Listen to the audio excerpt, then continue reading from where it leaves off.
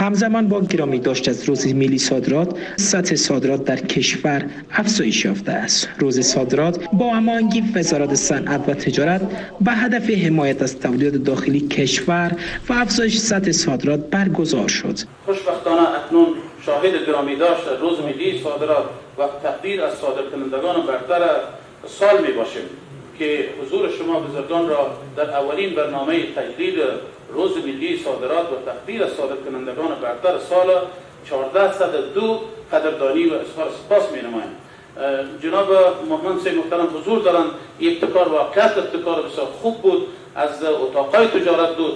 ما در کار از هیچ وقت مداخلت نکردیم چون سکتور خصوصی و سکتور خصوصی تقدیرنامه دادن این قدر بسیار با اهمیت نبود. ما امیر یک روال دیگه جور کنیم که حکومت به سکتور خصوصی بیاد بگه که بین حکومت و بین سکتور خصوصی روابط بسیار خوب باید داشتن. ما باید شما را حمایت کنیم. شما الحمدلله خودتان حمایت هستین، حمایت میشین از طرف امارات الحمدلله که حمایت شین یک درجه پیشتر از سیستان خداوند و امروز به می توانایی پیدا شد الحمدلله. بعضی برنامه‌ای است که ما می‌خواهیم که تماما سکتور خصوصی بعد از این بعضی برنامه دیگه است که در افتتاح است در آینده ان شاء الله جناب ناجی ملا حضور می داشته باشند و هم به خاطر تشویق است ان شاء الله. در این مراسم ملا عبدالغنی برادر معاون اقتصادی ریاست الوزراء وعده داد تا انواع تسهیلات را برای سرمایه گذاران و تاجران افغان فراهم کند. دا چې د افغانستان اسلامي امارت کابینه د پریکړې په اساس هر کال د پانګوالو او د هیواد د صادراتو د تشویق په مخه د صادراتو ملي ورځ نمانځل کیږي. یو ډېر مهم اقدام دی. خوښ یم چې نن د صادراتو د ملي ورځې د نمانځنې په مراسمو کې د صنعت او سوداګرۍ وزارت د کال غوره صادروونکي ته ډالۍ ورکوي. زه باوري یم چې په دې سره به د هیواد پانګوال او تجاران وهڅیږي او لا زیات به خپلو فعالیتونو ته متوجه شي. د افغانستان اسلامي امارت د صادرات محور اقتصادي پالیسي له مخې د هیواد ټول صادراتي شرکتونو ته ډاډ ورکوي چې د صادراتو کچه به لوړیږي او ټول مازاد تولیدات به په مناسب تجارتي توګه نورو هیوادونو ته صادریږي. ځای لري چې په دې برخه کې د هیواد ټول اوسیدونکو او پانګوالو ته زیری ورکړم چې د عالی قدر امیر المؤمنین حفظه الله د حکم په اساس به د نړیوالو معیارونو سره سم د کابل په شمول د هیواد په شپږو ولایتونو کې د صادراتو د پروسس زونونه جوړیږي چې هر زون 100 جریبه دی او خوشبختانه د ځمکې د انتقال او ملکیت چارې یې بشپړ شوي دي چې انشاءالله نږدې راتلونکي کې به د هیواد د صادراتو د معیاري کولو لپاره ګټې اخیستنې ته تیار شي.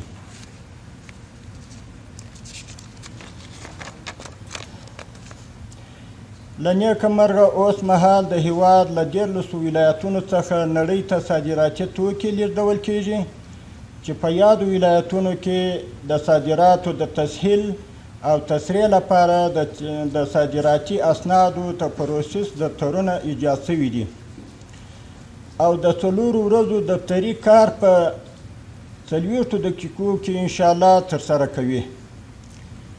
د افغانستان اسلامي امارت په دې هڅه کې دی چې خپلو صادراتي توکو ته د سیمې او نړۍ په هیوادونو کې بالقوه او بدیل بازارونه پیدا کړي چې په دې برخه کې د هیوادونو څخه د ترجیحي تعرفو اړوند غوښتنې شوي دي او تر ډېره حده په دې برنامو کې کامیابه شوي هم یو. له ټولو صادروونکو تجارانو څخه غوښتنه کوم چې د هیواد حیثیت په نظر کې نیولو سره په بین المللي معیارونو برابر صادرات وکړي او ډیر متوجه واوسي چې په دې حساسه پروسه کې د هیواد رقیبان زموږ د تجارتي صادراتي مالونو د تضعیف هڅه ونه کړي.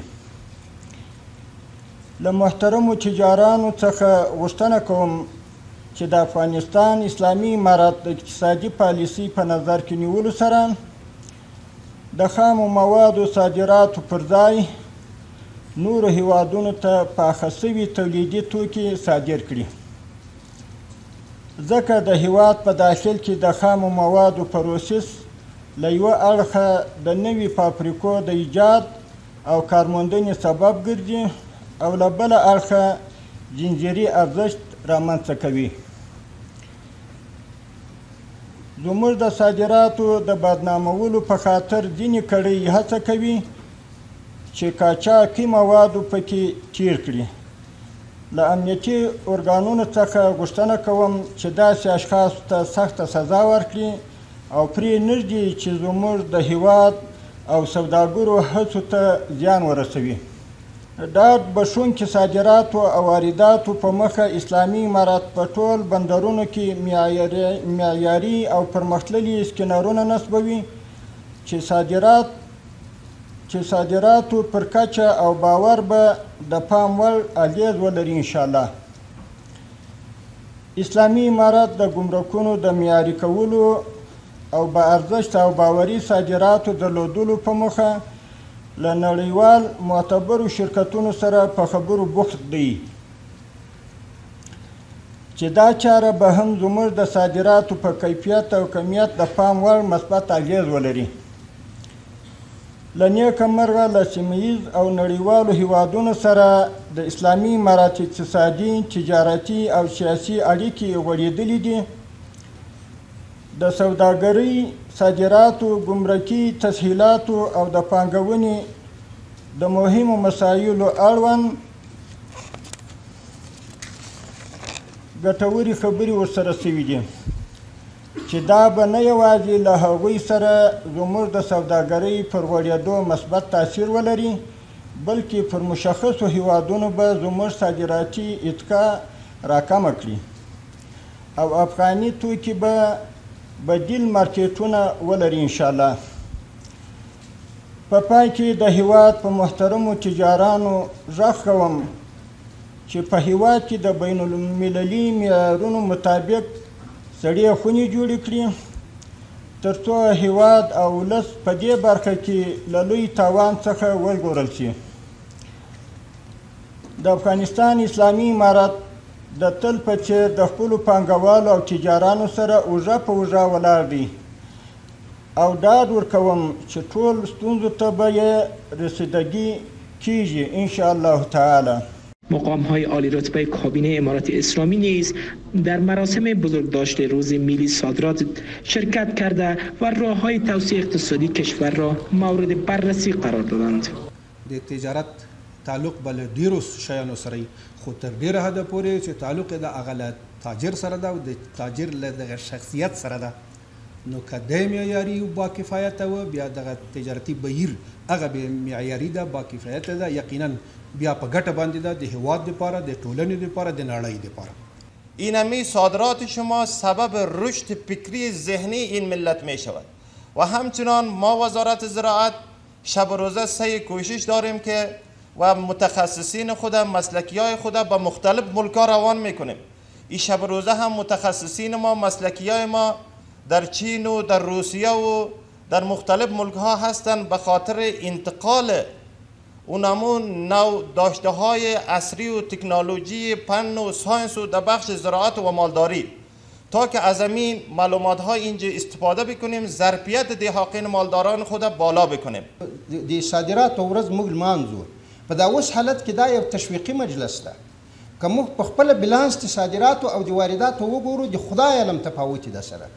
زه به په 3 قلمه کې زه صادرات لرم، خو زه په 20 قلمه کې بېرته واردات لرم. دا د یو ملک د یو ټولنې لپاره تباهي ده.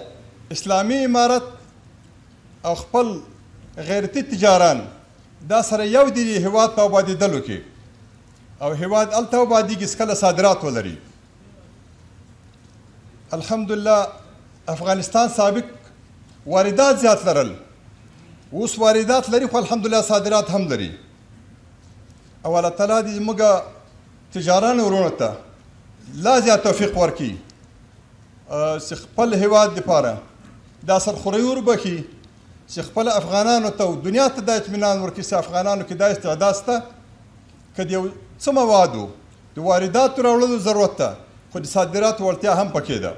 مسئولان اتاق تجارت نیز همچنان گفتند سطح صادرات در سالهای اخیر افزایش چشمگیری داشته است. در این مراسم بر ارتقای کیفیت تولید داخلی تاکید شد و از سرمایه گذاران خواسته شد که از واردات کالاهای خارجی که برای کشور سود اقتصادی ندارد خودداری کنند. زموږ د صادراتو خصوصا د میوو صادرات پای جوړ سي چې هلته زموږ موسمونه فرق سره لري. تقریبا لله الحمد ستاسو د هغه سفرو په واسطه چې خارج دي چې قزاقستان درته راغلي ازبکستان خلک درته راغله صدر اعظم یې دلته موږ وکولی سوی پخوا موږ یو کانټینر 20,000 ټنه جلغوزي موږ په 80,000 ډالر راستول اوس په دې وتوانېدلو چې زموږ یو کانټینر جلغوزي په 4,000 ډالر راځي 4-5,000 ډالر په یو کانټینر کې د یو جلغوزو په کانټینر کې موږ ته مفاد څوي دا د افغانستان پر خلکو باندې ډېر مفاد دی. سږ کال خلک کوشش کوي چې نور د جلغوزو صادرات وکړي نو انشاءالله کارونه پر مخ روان دي. کوشش ډیر کوو انشاءالله د افغانستان د خلکو هم د خپل امارات سره خصوصا د افغانستان خصوصي طور د اقتصادي کمیسیون سره پوره اخلاص او صداقت لري او ستاسو شفقت هم انشاءالله ډیر دی. موږ بیا هم مننه کوو د افغانستان د اسلامي امارات د تجارت د وزارت څخه چې همیشه د افغانستان د سوداګرو ستونزې اورېدلې دي. شایان ذکر است که در سالهای اخیر روابط تجاری خوبی با کشورهای مختلف برقرار شده و سطح صادرات و واردات با کشورهای مختلف با کشورهای همسایه و تعدادی از کشورهای اروپایی و چینی افزایش یافته است.